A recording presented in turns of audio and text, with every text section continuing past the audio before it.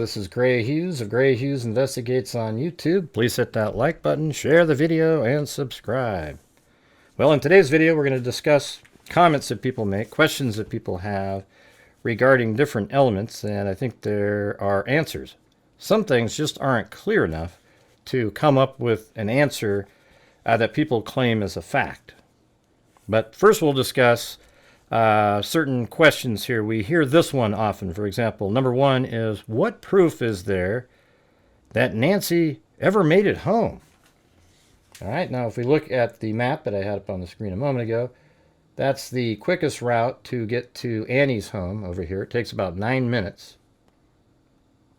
And she took an Uber driver. They've interviewed the Uber driver, and we know that she went over to Annie's house. Recently, the sheriff, or I think the sheriff mentioned early on actually, that the husband of Annie drove Nancy home.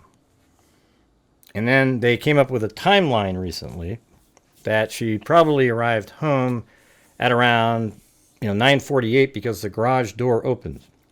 And that is about 10 minutes after they left. So I would say the husband drove Nancy home at about 9:38-ish. They got there at 9:48. The garage door opens, and if we go down to the 3D model here, there's the garage. And in fact, in this image here, it's actually open. So the garage door opened, and then perhaps, and I think the husband's name is Tommaso, walked Nancy into the garage, and then to her door, and then she goes inside, and then as he's leaving, shuts the door. The garage door. And the thing is the reason we know that Nancy made it home is because law enforcement has her cell phone data. Her cell phone data probably moved absolutely consistent with her being over at Annie's house and then making it home. And had it shown that she never made it home, there would have been an arrest made in this case already. But the garage door closes at 9:48, and then likely they have Nancy in her home near her cell phone because her pacemaker is connected to her cell phone. So basically, if you can track her phone and her pacemaker still has activity, that means she's near her phone and they mirror each other, the movements.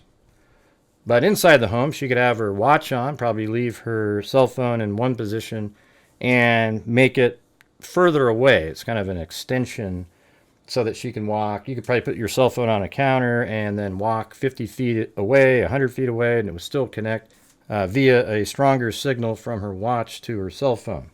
I'm not absolutely sure how that works, but I know that they would know where her cell phone was, and if her heart monitor or her pacemaker was still connected to her cell phone, then they know that she's right there with her phone. She is at home. You can make a case in other cases where if the cell phone's at home, you don't know where the person actually is. But this is a unique case where she actually has a pacemaker that connects to her phone, so they've been able to marry the two together. And for certain, they know exactly when she confronted the suspect in her home because obviously her heart rate would have increased dramatically and her pacemaker was still connected to her phone during that time. And then when she leaves the residence at 2:28, it gets far enough away from her phone and watch that are still inside the house because she likely took off her watch and phone to charge it while she was sleeping, and she probably slept right next to her phone and watch. So when she was being removed from the home at 2:28, she was too far from her cell phone for her pacemaker to continue to communicate, so that's likely right at the time she's being removed from the home. We also see there's blood spatter outside the residence, and it's right on the porch. So right in this area here, if you can back up a little bit, I think this is from Brian Enton's video. See, there's the blood spatter. It's actually expirated blood. If you zoom in on this portion right there, Nancy's still alive when this is created. She coughed up and then dripped blood at the same time. And it turns out that is Nancy's blood. So that means she did make it home. Now, people out there say, oh, it was planted. That's just absolutely absurd. given the fact that you know law enforcement knows that she made it home based on her cell data and her pacemaker connecting to her phone. Now, if there's an indoor unit that it connects to as well, then that even proves it even more. We don't know that, though, currently. So without a shred of doubt at all, she made it home. Now, the second thing we keep being heard is, oh, there's a second person on the porch. There's a second person on the porch. And when you go look at the video, here you have one individual. Right there is the doorknob and the lock right there to the door. And then he walks over. And then he tries to cover the Ring camera with his right hand. And with his left hand is trying to... It looks like he's literally trying to touch the base of the camera with his left hand in this situation right here.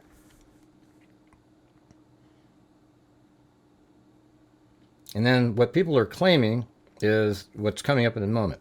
So you notice him, he walks over and then he picks up some grass right there.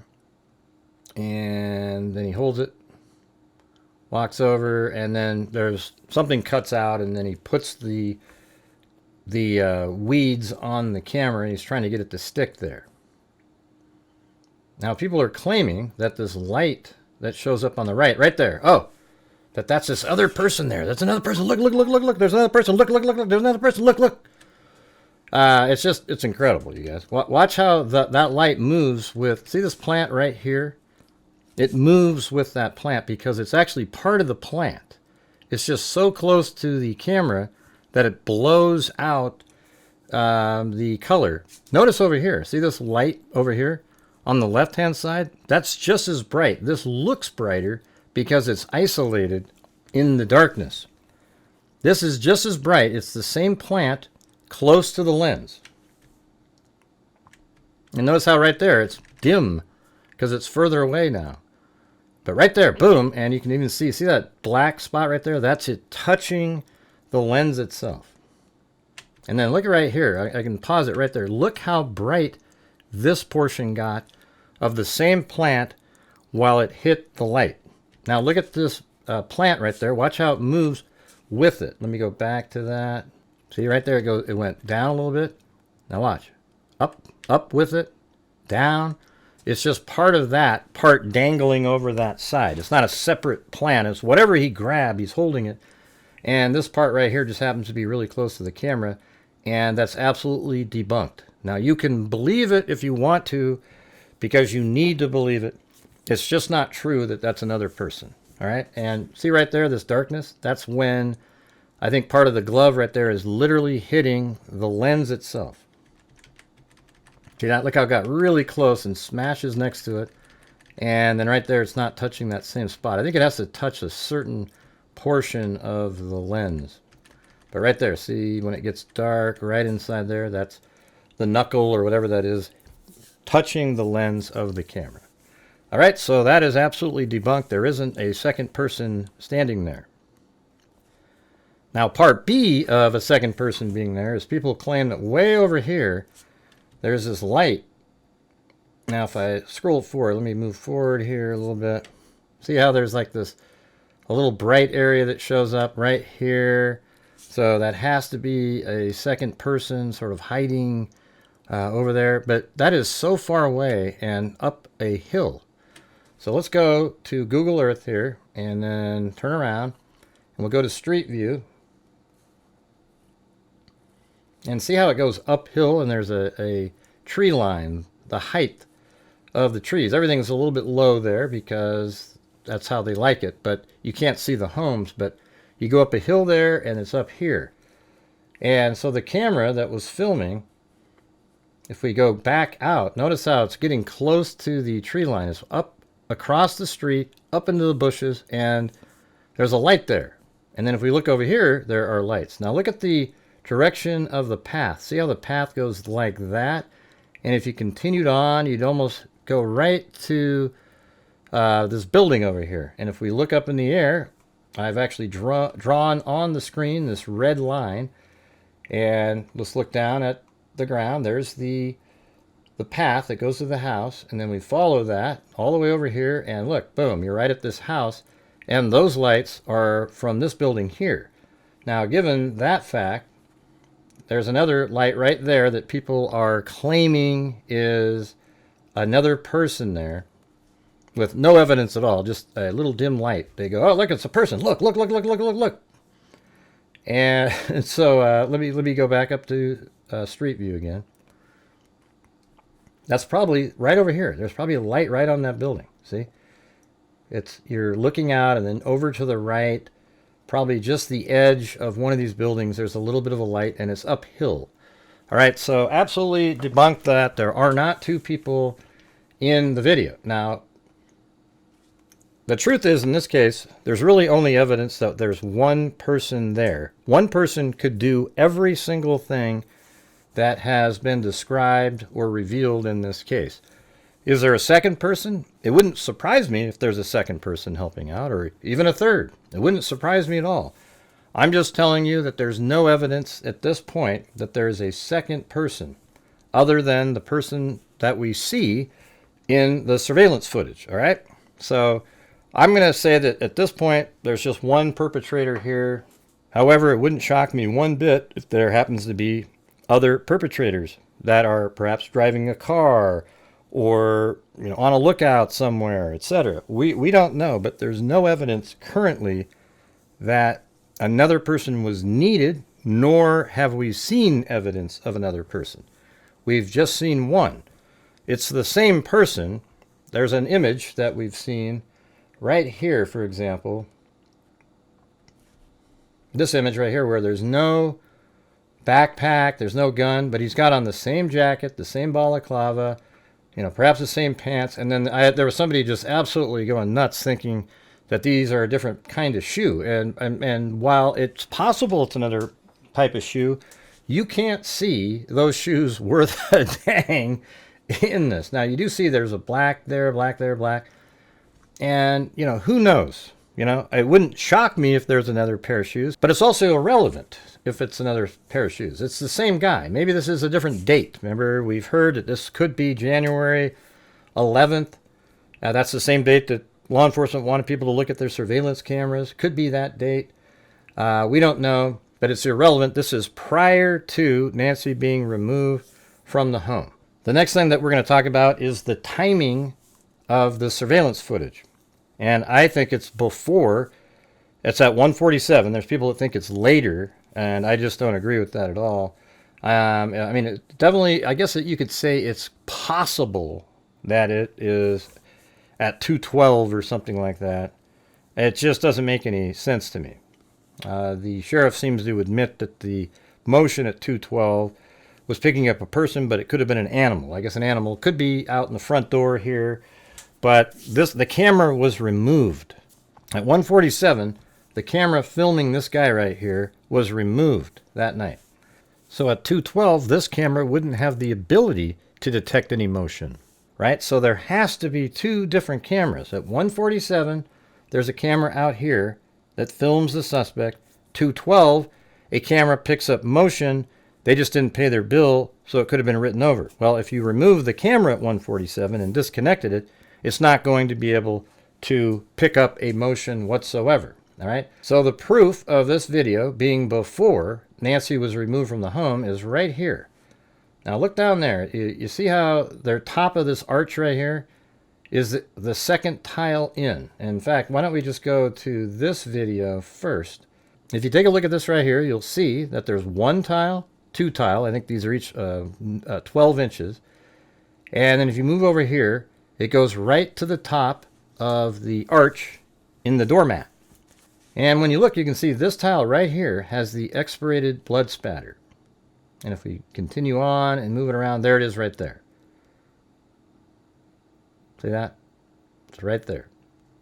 So now let's go to the surveillance footage and find there's some clear images here. So if you go like this, you can see this crazy, it's just from being night vision and the codec and the compression, but you can find some frames where it's absolutely clear. Now look, here's the top of the arch. You move over. This is the first tile from the wall. And inside of this tile here, there should be expirated blood spatter. And you'd be able to see that the blood was there. You'd see blood there, and let's go back. You'll see exactly what I'm talking about. See that? You definitely would have seen this and that, and perhaps even some of these droplets coming out. I think that Nancy Guthrie was alive when removed from the home. The perpetrator was standing to Nancy's right. Her right arm was sort of, holding her, or he was holding her right arm, and she goes down and coughs right there, kind of bends over, coughs, and she's still bleeding and dripping, and he walks her towards the end of the driveway. Notice on this side there's no droplets, and there's never a time when the person steps on her blood. That's because he's to the right of her. That's my opinion in this case, but I think it's, at gunpoint, he's walking her out, and he's bringing her to his vehicle. All right, we have one more thing to talk about, and that is, does he have an injured hand? And I see what people are talking about when they say his right hand looks odd, but it really only kind of looks odd in certain circumstances. Like, look at right here. That looks normal. He's just got it down. It's not curled up or anything. And, he stepped forward with his left foot. So then that's probably why he reached down with the right or the left hand to grab the weeds, right? And he picks up some weeds, and then his right hand seems totally capable, grabs it. He's got both of them. He's twisting it around, holding it in both hands there. It looks totally normal to me. And then we have another segment where he has his hand, I think it's the first part here where he walks up. See how his right hand is curled right there? And they think he's got an injured hand because of the way he's got it curled up like that. But to me, it just seems like he's got it balled up to block the camera. And so there you see his hand right there. It's curled. And I just don't think there's anywhere near enough evidence to say that his right hand is injured. It could be injured, but I just don't see the evidence of it. Now, is this person a left-handed person or right-handed person? Could be that he's actually left-handed but wanted to put the holster on to throw people off and make it so visible to see that people would claim that, oh yeah, he's right-handed, yeah. Because he made it so visible, right? You would assume he's right-handed, but maybe he's actually a left-handed person trying to trick, if he happens to be caught on camera. He knows he's going to be on camera right here. So when he goes up to remove the camera, he knows he's on camera right here. The reason he's removing the camera is because in a little bit, he's going to have a vehicle parked right there that will be identifiable on the camera if it was working. So he knows he's seen here. Maybe he's trying to trick people into thinking he's right-handed. And then he removes the camera, knowing he's going to be coming out later. All right, so I don't think there's any evidence, though, that his right hand is injured. It wouldn't shock me if somehow it is injured, but I don't see it here. He seems to be using it. It could just be his less dominant hand, and the gun is placed there so visibly and awkwardly because he wants people to believe he's right-handed. All right? So let me know in the comments what you guys think about all these different elements here. And also, if you have any other questions, or if you heard claims that people make that we can go over, that would be great. Let me know if you think that there's more than one person. Is there evidence that there was more than one person? I don't think there is any. There is evidence of one person, though. We see right here. And one person could do every single thing that we're aware of at this point. Also, let me know what you think about each of the different elements that we discussed in this video, okay? All right, well, thank you all very much for watching. If you could hit that like button, that would be great. Share the video and subscribe. And, as I always say, until next time, be safe out there.